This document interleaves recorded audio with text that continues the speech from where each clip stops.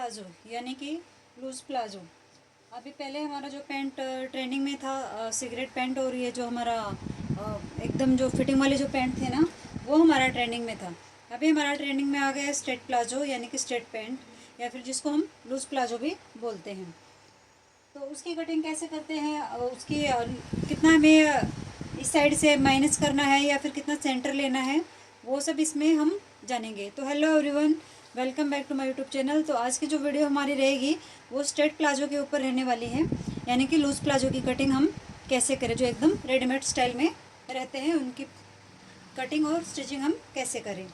तो देखिए, जो हमारा मेजरमेंट है ना वो है, लेंथ है 36.5 इंच, हिप हमारा 37 है, थाइज हमारा लूजिंग के साथ में 26 इंच है, और नीचे से हम जो मोरी रखेंगे वो 11 इंच या 11.5 के आसपास में रखेंगे। तो ये हमारे मेजरमेंट थे। वेस्ट हमारी 33 इंच की थी। तो चलिए अभी इसी के अकॉर्डिंग हम इसकी कटिंग बताते हैं। तो सबसे पहले तो देखिए, फैब्रिक को हमें नीचे से सीधा कर लेना है। यहाँ से मैंने फैब्रिक को सीधा किया। उसके बाद आपको कितना फोल्ड करना है आप उतने में मार्क कीजिए। तो मैं यहाँ पे देखिए 2.5 इंच फोल्ड करने वाली हूँ। तो मैं 2.5 इंच पे एक मार्किंग करके यहाँ से एक सीधी लाइन बना लूँगी, ठीक है। फिर देखिए, जो मेरा बेल्ट है ना वो मेरा है 1.25 इंच का। तो मेरी जो टोटल लेंथ रहेगी ना उसमें से मैं आधा इंच माइनस करूँगी। तो 36.5 इंच मेरी लेंथ है, उसमें मैं 36 लूँगी, क्योंकि बेल्ट 1.25 इंच का है। तो मैं आधा इंच ही बेल्ट के लिए माइनस करूँगी। तो यहाँ पे मैंने 36 इंच के लिए एक मार्किंग की है, और यहाँ से भी मैं इसकी एक स्ट्रेट लाइन बना दूँगी, ठीक है। तो फिर इसके बाद देखिए, जो हमें किनारे वाला हिस्सा है ना उसको नहीं रखना है। किनारे वाले हिस्से को हमें इसमें कंसीडर नहीं करना है। फिर हमें इसका जो क्रोच है ना वो लेना है। वो कितने इंच पे लेना है, हिप डिवाइडेड बाय 4 लेके, और उसमें आप आधा इंच लूज भी दे सकते हो अगर आपको लूजिंग में चाहिए।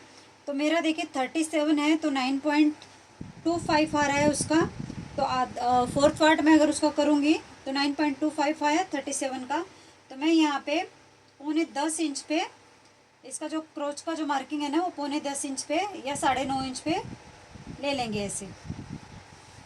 आधा इंच इसलिए छोड़ा है क्योंकि आधा इंच हमने ऊपर जो इलास्टिक रहेगा ना उसके लिए छोड़ा हुआ है। तो यहाँ से भी हमें एक स्ट्रेट लाइन बनानी है।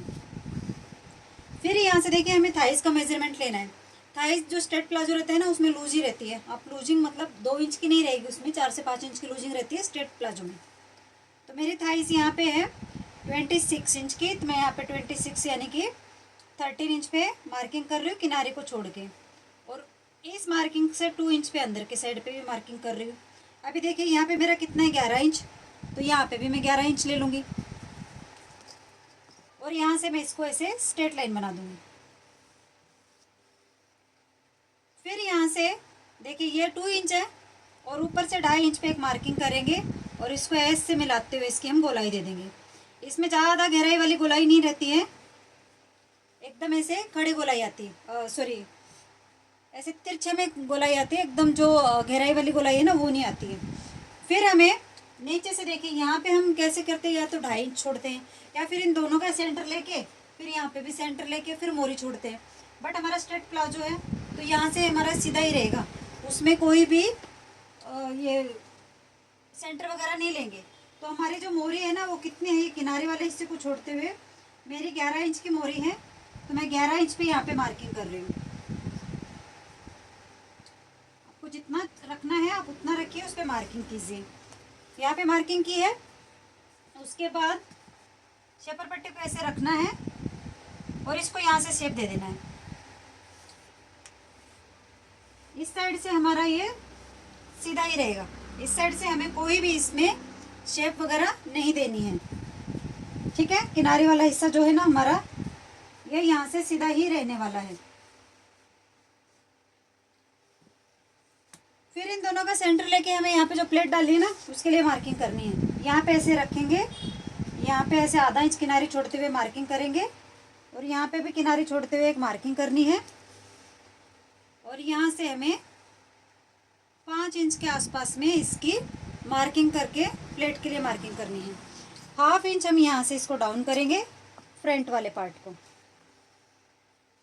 ठीक है, ये हमारा जो प्लाजो है ना, उसकी हमारी स्ट्रेट जो पैंट या प्लाजो जो बोलते हैं ना, उसकी हमारी कटिंग हो गई है, मतलब मार्किंग हो गई है। इसी के अकॉर्डिंग हम कटिंग करेंगे और फिर बैक वाले पार्ट की कटिंग करेंगे। ये बहुत ही इजी और सिंपल तरीका है स्ट्रेट पैंट कट करने का।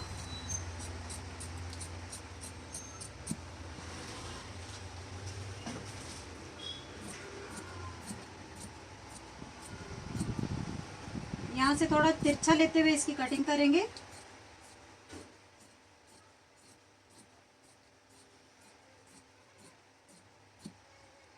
तो देखिए यहाँ से इसको हमने कट कर लिया है।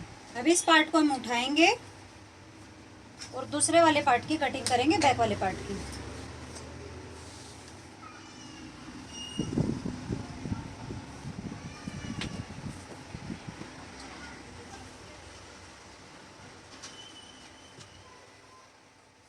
एकदम किनारे को अच्छे से सेट करते हुए पहले आपको अपने फैब्रिक जो है ना, उसको अच्छे से आयरन कर लेना है। ये अच्छे से हमने सेट कर दिया। इसको फ्रंट वाले पार्ट को लेना है और इसको ऐसे ही इसके ऊपर रख देना है, एकदम किनारे से किनारे मिलाते हुए। यहाँ पे हमने रख लिया इसको।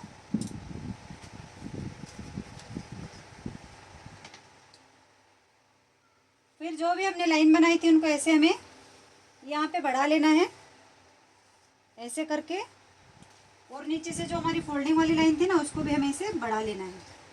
इसको भी बढ़ा लिया है। अभी यहाँ से देखिए बैक वाले हिस्से का हम लेंगे 2 इंच और यहाँ से भी 2 इंच एक्स्ट्रा लेते हुए इसके साथ इसको ऐसे मिला देंगे। और बैक वाले पार्ट को यहाँ से हमें 1.5 से 2 इंच के आसपास में उठाना है। अगर हैवी साइज़ है तो आप इसको 2.5 इंच भी उठा सकते हैं। और भी अगर आपका एकदम प्लस साइज़ है तो आप इसको 3 इंच भी उठा सकते हैं। ठीक है, अभी शेपर पट्टी लेनी है। ये जो हमने 2 इंच यहाँ पे एक्स्ट्रा उठाया था, यहाँ पे जो हमारी किनारे वाले साइड है ना, उसके यहाँ पे इसको ऐसे मिलाना है। फिर यहाँ से देखिए, क्योंकि हमने मोरी तो ऑलरेडी लूजिंग ले ही रखी है ना, तो ज़्यादा इसमें हम मार्जिन नहीं रखेंगे। तो यहाँ से मैं सिर्फ 1.5 इंच इसको एक्स्ट्रा ले रही हूँ और इसको भी ऐसे शेपर पट्टी रखेंगे और शेपर से इसको ऐसे मिला देंगे। ठीक है, ये हो गया हमारा जो बैक वाला पार्ट है ना, उसकी मार्किंग। इसी के अकॉर्डिंग हम इसकी कटिंग करते हैं। इस साइड से हमारी जो किनारी है ना, उसको हम निकाल लेंगे। बहुत ही इजी और सिंपल तरीके से बनने वाली पैंट है ये हमारी।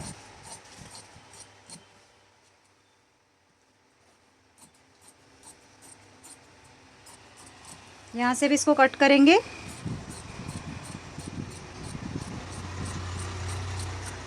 यहाँ से भी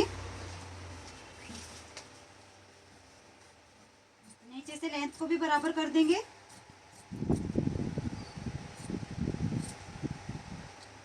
और जहाँ जहाँ पे हमने मार्किंग की थी ना, सेम मार्किंग के ऊपर से हमें इसकी कटिंग करनी है।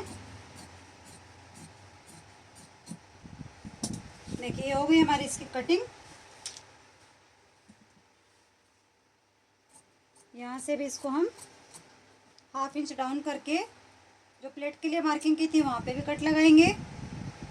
दूसरे साइड पे भी हमारा जो प्लेट का मार्किंग है ना, उसको भी हम ऐसे ट्रेस करके यहाँ पे मार्किंग करेंगे। ये जो प्लेट हमारी रहेगी वो आधा इंच की रहेगी, यानी कि दोनों साइड्स टोटल जो हमारी 1 इंच की रहने वाली है।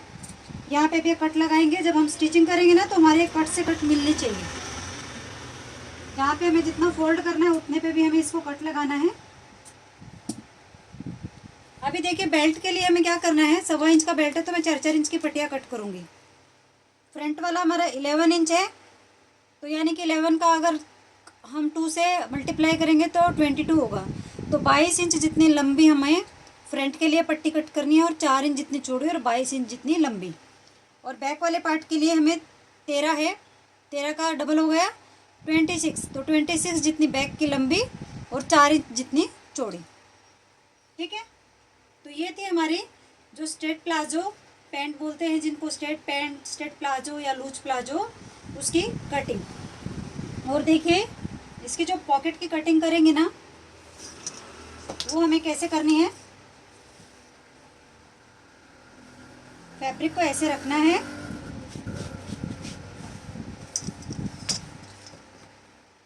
एक स्ट्रेट मार्किंग कर लेनी है। ये ऑन फोल्ड साइड मेरे साइड में है, 12.5 इंच पे एक मार्किंग करेंगे।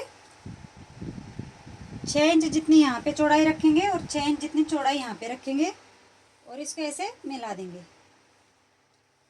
फिर देखिए तकरीबन हम यहाँ से ऊपर से छोड़ते हैं 1.5 से 2 इंच के आसपास में जॉइंट करते हैं ना तब पॉकेट। फिर 6 इंच के हम इसका मुंह रहता है ना पॉकेट का वो रखेंगे और इससे नीचे तकरीबन 1.5 या 2 इंच के आसपास में इधर नीचे रखते हुए और इसको हमें ऐसे यहाँ पे राउंड शेप देना है। ये देखिए ओपन वाली साइड से देना है हमें, ऑन फोल्ड साइड वाली से नहीं देना है। ऐसे करके ऐसे और यहाँ पे ऐसे। देखिए ये पॉकेट हो गई हमारी कटिंग, क्योंकि इतना ऊपर सिलाई हो जाएगी इतना नीचे सिलाई हो जाएगी और ये जो सेंटर का रहेगा ना हमारा पॉकेट का मुंह रहेगा। ठीक है, एकदम इजी और सिंपल तरीके से बनने वाली पैंट है। आई होप कि आपको हमारी वीडियो समझ में आई होगी। अगर आपको कोई भी डाउट है तो आप हमें कमेंट करके पूछ सकते हैं और साथ में प्लीज़ हमारी वीडियो को लाइक और शेयर करना मत भूलिएगा और साथ में सब्सक्राइब भी कीजिएगा। अगर आपने पहले ही सब्सक्राइब हमारा चैनल कर रखा है तो आपका बहुत बहुत धन्यवाद। तो मिलते हैं नेक्स्ट वीडियो में, तब तक के लिए बाय।